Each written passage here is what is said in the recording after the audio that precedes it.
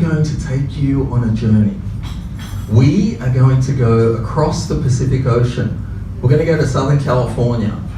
Now just imagine that you're walking down the street and it's a beautiful day, the sun is shining, the birds are singing, palm trees are swaying in the breeze. And then all of a sudden, as you're walking down the sidewalk, you hear this cheering up ahead, and you're kind of curious to find out what this cheering is all about. All of a sudden, you've come across the Racquet Club of Irvine, a private tennis club. So you walk into the club, down the pathway, and there's tennis courts on either side.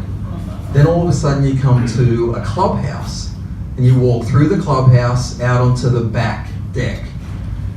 And as you overlook the deck, you see the center court. And the center court is sunken into the ground, like a coliseum, with the stands rising above it. That's where the cheering is.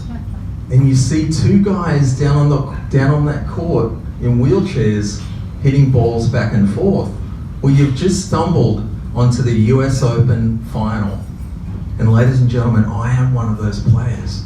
And I'm playing Stevie Welsh from Texas. Stevie is #1 in the world and the defending champion. Now you can imagine I'm playing an American in America, so all my winners are met with little golf claps. And all Stevie's winners are met with raucous applause. And so we start the match, I win the first set. And Stevie, as he always did, he came back and he won the second set.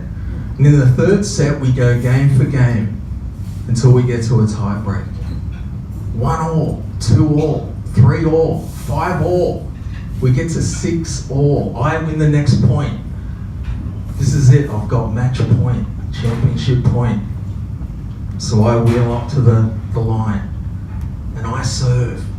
And Stevie hits his backhand across to my backhand, and I push over there a little bit faster than this.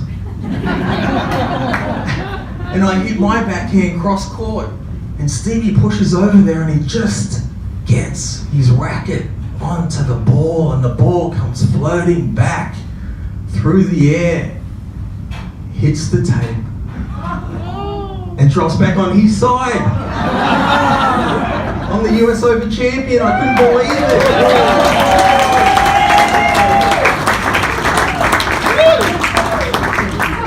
The tears started to well up in my eyes. All the hills that I pushed, the weights that I lifted, the balls that I hit. That win also got me to #1 in the world.